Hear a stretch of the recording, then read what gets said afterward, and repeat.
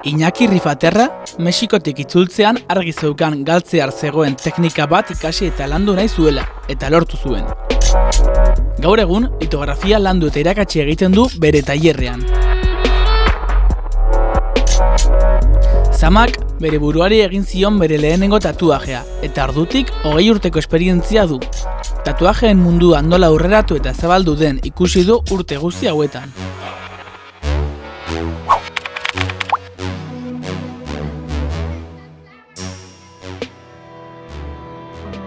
Litografia estanpatzeko paper gainean estanpatzeko teknika bat da, baditu 2 mende pasata teknika honek, eta gaur egun inprimategietan erabiltzen den metodologia handik dator.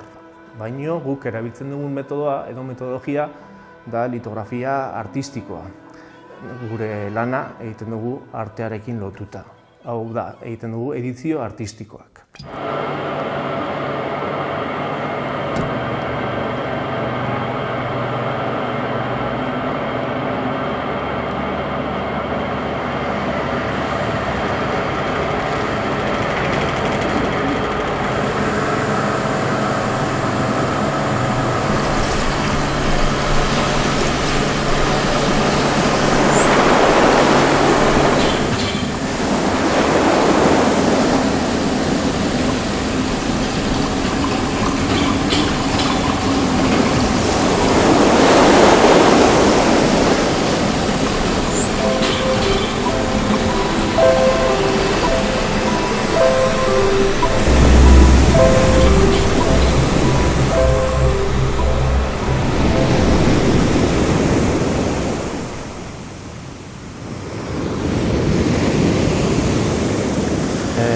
Ni pedagogiatik nator, hainbat eredu pedagogikoak ezagutu nituen, eta bidai luze bat egin nun Mexikon, eta Mexikotik bueltatu nintzenean, nahi nun ikasi ogibide bat edo jakinduri bat galtzear egongo zela.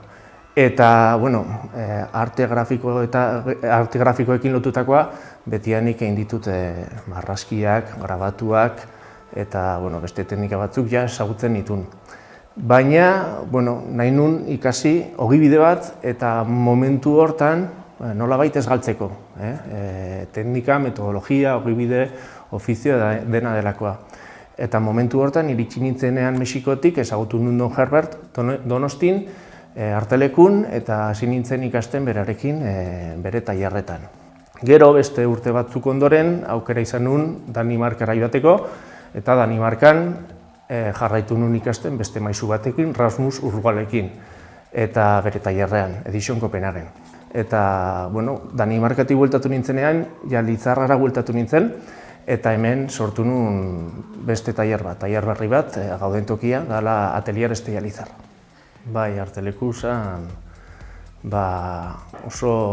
oso espazio interesgarria, eta bertatik pasa ziren artista asko eta gauza asko gertatu ziren espazio horretan.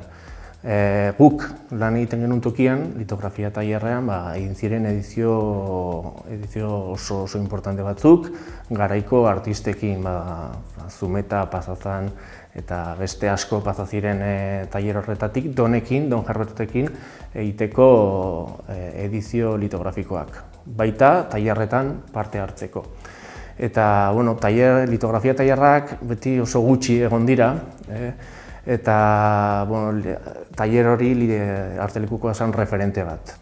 Eta oso esperientzia honi izan zen, bertan ikastea Donekin eta bere lana ezagutzea, bere metodologia ezagutzea eta berak egindako lana jarraitzea. Edition Copenhagen ginen Rasmusekin, nik lan egiten duen bere taldean, ginen 3-4 litografo, Rasmusekin lan egiten, eta bertan astero pasatzen zen artista bat, eta guk litografok egiten genuen lan teknikoa. Hau da, alde batetik artelekun egiten zen bezala, litografian 2 rol daude. Bat artistikoa, artista gonbidatua edo arte lana sortzen dena, eta beste aldetikan lan teknikoa, oda litografoarena. Eta orduan, litografia eta tailerretan beti lana banatzen da bi roletan. Batek lan artistikoa eta besteak lan teknikoa. Donek egiten zituen bi rolak eta nik ere betetzen ditut, nik egiten dut edizioak beste artistentzat eta bait egiten nire lan propioak. Baina Danimarkan lan egin nun bakarrikan litografo bezala. Ni hasi nintzenean ikasten artelekun, tailerretan hasi nintzen parte hartzen, eta arreta gehiago jartzen nun prozesu artistikoan, prozesu teknikoan, artistikoan baino.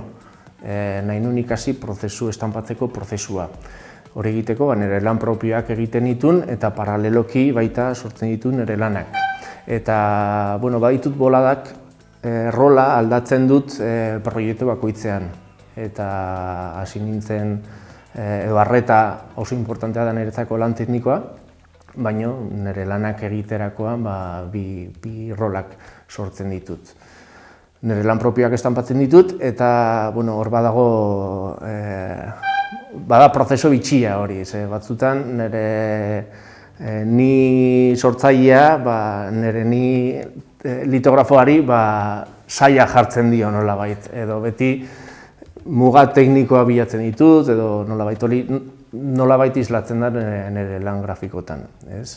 Litografia egiten da, litografia da teknika bat, da grabatua baino berriagoa, 1786 urtean asmatu zen Alemanian, Munichen, eta momentu hortan izan zen teknika irultzailea. Hasi zen momentu hortan, ja inprenta funtzionatzen ari zen, baina irudiak zihoazen oso motel. Testuak inprentarekin oso azkar estanpatzen ziren, inprimatzen ziren, baina irudiak askoz motelagoa zihoazen.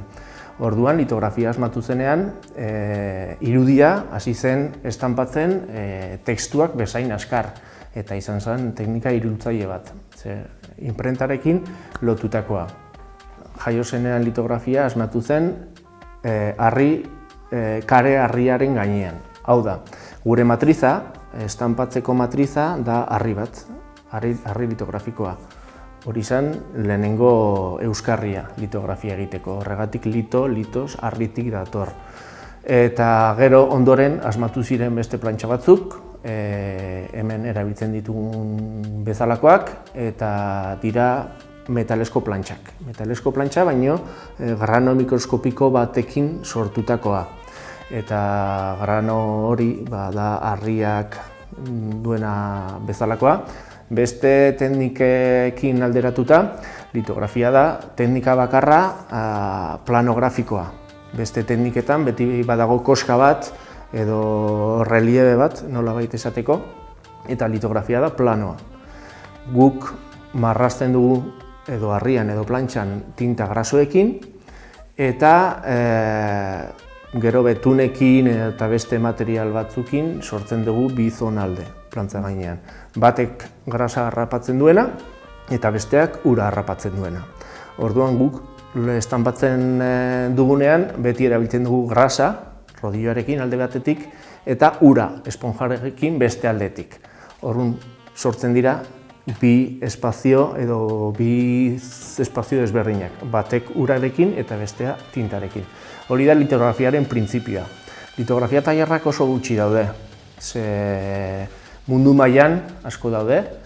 Litografo ofizioa ez dago galtzeko arriskuan, baina bai gure eremutan. Gure eremuan, Euskal Herrian, uste du garela litografia tailer bakarra, eta arte grafikoekin lotutako tailerrak hainbat tailer daude, baina oso gutxi gara. Eta, nik uste dut dela zerbait babestu behar dugula eskaintzeko artistei, komunitate artistikoari eskaintzeko zerbitzu hori, eta arte edizioak edo litografia edizioak edo grabatu edizioak eskaintzeko, eta horrekin lortzen da ere dinamizazio bat edo arte lanen mugimendu handiago bat. Guk sortzen duguna, ez dira arte lan bakarrak, dira originalak eta multipleak, hala ere. Guk sortzen ditugu edizioak, eta edizio horretan ale guztiak iguala dira, baina bakoitzak badu bere zenbakia. Orduan, asko errazagoa mugitzen da lan original multiplea bakarraga denean baino. Eta guk hori da eskaintzen dioguna komunitate artistikoari. Eta nire ustez gauza importantea da.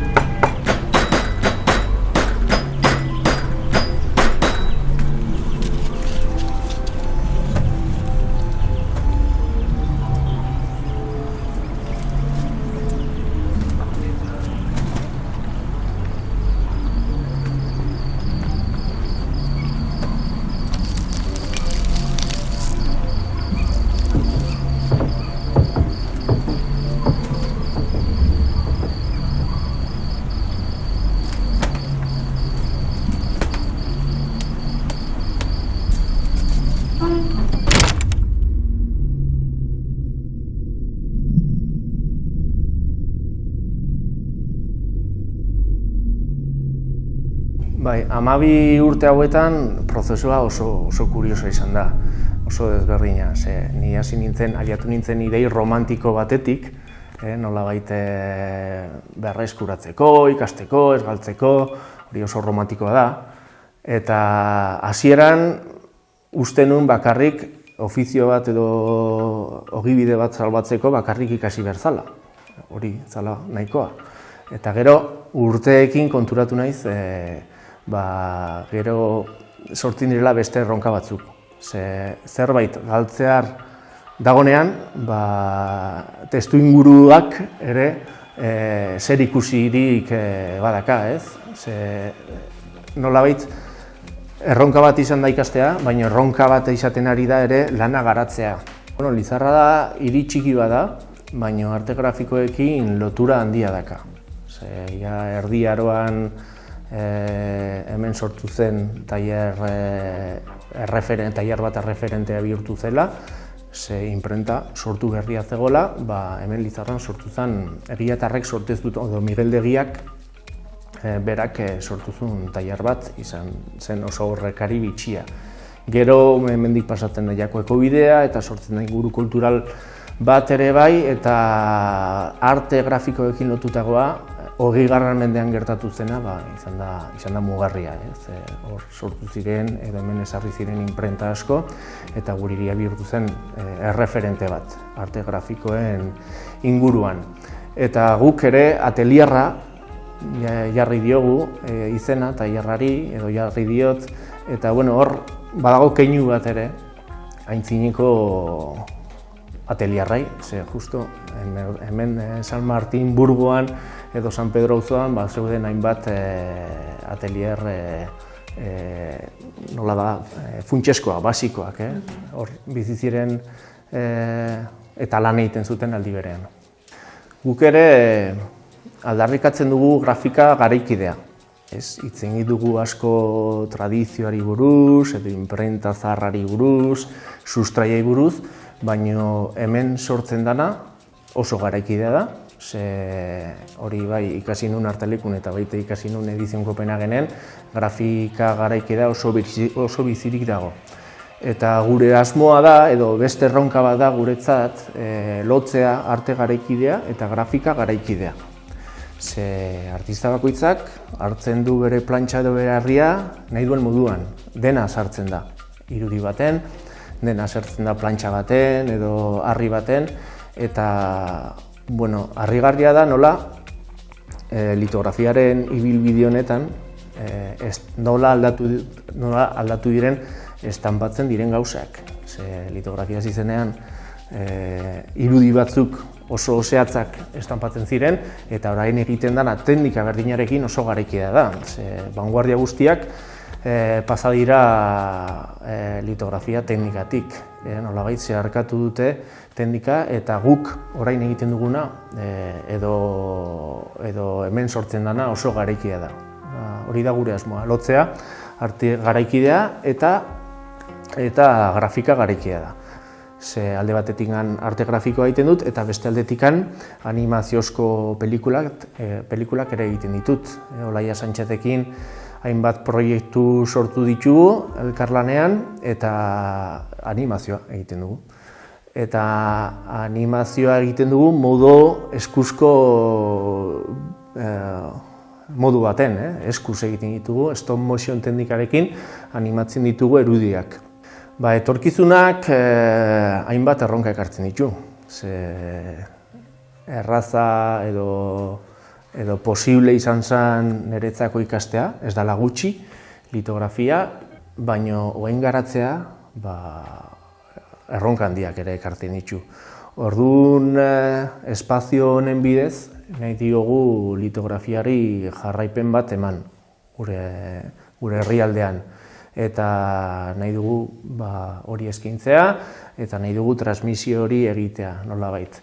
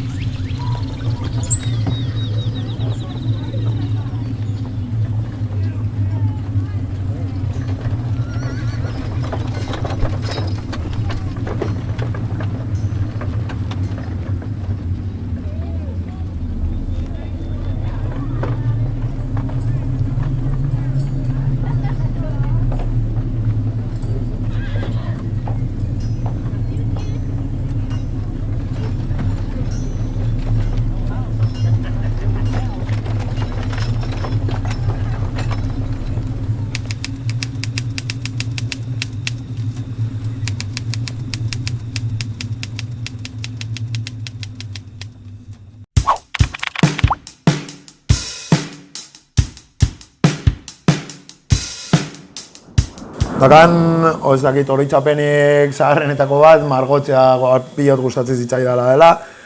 Eta beti aukera nuen bakoitzean hartzen nuen beti artistikoko modalitateak eta horrelako gauzak. Eta batez ere hori, beti tatuaren munduarekin igual erlazio gehiago daukana, underground kultura horrekin zerikusia daukan, o tribu urbana edo horrelakoekin erlazio gehiago izan betelako. Begiratuak baditut eundaka izen nerekin. Berez, nire semean jaio, baina urte dute lehenago inguru, bai 2014an. Beti dane gustatu izan zait, eta beti izan egin ditut horrelako gauza, bai diseinua, bai marrazkiak eta horrelakoak, baina tatuatzen hori. Hasi nintzenetik, hori, oin dela 8 urte gutxorara. Berez lehena nire burua egin nion, baina gero lagun bati egiten nion lehenengoa Tasmaniako deabro izan zen. Askotan, lehen igual gehiago praktikatzen zen bakoitza bere buruarekin, ze nola egin behar diozu beste don hori, ez? Zure buruari egiten ez diozuna. Jakin behar da, bai, neurtzen pixka bat, horregatik, Lehenengo aldia ospatu zena 2018an izan zen. 2018an hasi zen Iruñakoarekin, bere Iruñako antolatzaileek ere Bartzelonako internazionala montatze dute, Onlitatu Barcelona, gero Granadakoa, Ground Fest, eta Asturiaseko ere bai, Metropolarekin elkartu dutena. Banetzako kriston aukera da. Gu beste lekutara ere bai mugitu izan gara beti jendearekin erlazioa hartzeko, beste tatuatzaile batzuk ezagutzeko, eta zure hirian egitea azkenean eskaparate mouko bat da, ez? Zuzara bertokoa eta ez dakit, presentzia egon behar da, tatuatzaile euskaldunekin ere bai, batez ere. Bai, batez ere horretarako da, Ni konkurso eta lehiaketaren kontzeptu hori oso lehiakorra naiz, baina lehiaketetan enago sekula ez dutelako haserretu nahi. Ni lanapre aurkezte dut eta joan egiten naiz kanpora zigarrote erretzea, edo zerbeza bat hartzea.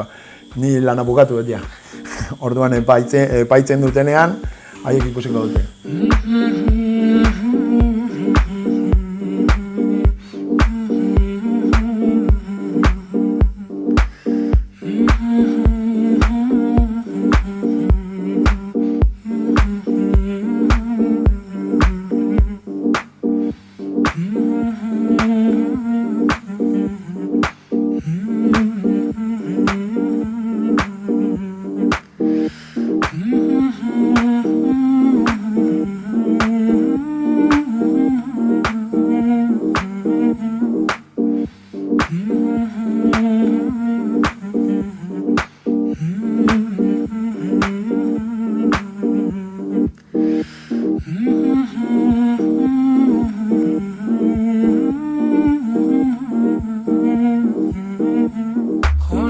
Antolakuntzak eskatu zidan, da arazorik gabe, ez dakit, igual epaitzeko ni kriterioa daukat eta nire gustua edo modu batekoa izango da eta besteena besteakoa, baina batez ere kontutan hartze diren gauzak, tatuajera ongi edo modu egokian egitea edo eginda dagoela ziurtatzea da, bai kokapen aldetik, bai beltzaren saturazio aldetik, bai lineak ondo finkatutak eta ez dakit, ez ikustea lineak irregularki edo dardara horiek, hori kontutan hartzea. Esan dizudaren arabera, kategoria ezberdinak montatze dira konbentziotan, honetan izan ziren ornamentala eta dot work eta geometrikoa, gero black work, beltzez egindako lanutxak, eta gero eguneko onena. Larun batean egintzen errealismoa txuri beltzean, errealismoa koloretan, da eguneko onena. Eta azkenekoan egintzen new school, neotradi eta tradizionala eta eguneko onena. Orduan, kategoria ezberdine horietan, bakoitzak gauza batzu dauzka garrantzizkoenak, ez? Igual batean solido geratu behar da, kolore argiekin, kolore horiek ondo sartuak azalean, beste batzutan igual berez geometria aldetik, igual linea guzti horiek ere perfecto egote horretan eta bai gorputzaren kokapenean. Ze tatuaje azkenean underground kultura horretatik datorren gauza bat da eta esentzia hori galtzen ari da pixka bat. Tatxerre bere garaian punkarekin egin zuen bezala, gauza batekin bukatzeko modan bihurtu eta orduan bere garrantzi hori edo bere izaera hori ez dakit, galdu o desprestigiatu egiten baldin bada, arazo egon daiteke. Igual jendea orain oso goraka dagoen gauza hori, biharko egunean deusestatu egiteko. Bai, noski, eta batez ere sozializazioa horrekin dator. Jendea igual ez da sartzen berez underground mundu horretatik, baina ulertu eta respetatu egin beharko luke, ez? O tatuajeren historia, azkenean nondik gatozen jakin behar da noragoa zen jakiteko. Nafarroa partean igual oso buru gogorra gara eta izan gara beti, eta gehiago kostatu izan da, ez? Sartzea o kontzeptu hori aldatzea. Oso nekasaria gara, orduan igual gurasoek eta aitonamonek ikusteko modu hori beste modu batekoa da. Eta izan dugun ere bai errepresioa da, ez dakit, Eliza partetik eta horrelako gauzak ere kontutan hartuta, orain kriston gorakada bizi da, aldatzen ari delako gizartea pilo bat. Ne ikuspuntutik, igual gehiegi, azken 2 urteotan bai egoera pixkatarraro izan dugula, pandemia eta horren inguruan, lan gehiago izan dugu berez. Gehiengoak lan asko izan du eta tatuatzaile pilo bat sortu da, baina egoera irreal bat zen. Ze azkenean igual gainerako gozio edo ez dakit jaiar edo bidaietarako gauzak nola debekatuta zeuden, jendea superabit moduko bat zeukan. Eta orain eguneroko bizitzara bueltatzen ari garenen nenean, poliki ikustea hori. Igual tatuaje estudio gehiegi dagoela lan egiterakoa. Ez dakit, lehen estudiotan, igual 3-4 pertsona zeuden asko jota, eta guain igual 7-8, eta 30 estudio inguru ziren oin dela 4 urte gutxo gara Iruñan, 30 inguru, 28 olako zerbait, eta orain igual 50 inguru dire. Da, zora da, igual publikoa bai hurbiltzen dela tatuajera, baina ez dakit hainbeste publiko dagoen guztiek lan egiteko. Hori da igual gertatzen, azkenean jendea igual supermerkatuekin gertatzen zen bezala, ez? Auzoko dendetan beti erosten zen modu batean, eta ez dakit, supermerkatu handiak etorri diren zirenean, jendeak utzi zituen, ez? Auzoko zera horiek. Orain gertatzen ari den movida da, igual komerzializatu egi dagoela tatuajea. Artisautzaren parte hori galtzen ari dela, jendeak gaurko nahi du, jendeak pres handia dauka izateko, orduan demanda dago eta oferta ere bai asko zabaldu da, baina oso momentu puntualetakoa da. Azkenean denboraldiak dira ere, udan gutxiago tatuatzen da jendea normalean, eta gero eta uda luzeago eta beroagoak izango ditugu. Bide bakarretik biek ezin dugulako gurutzatu eta bizkarra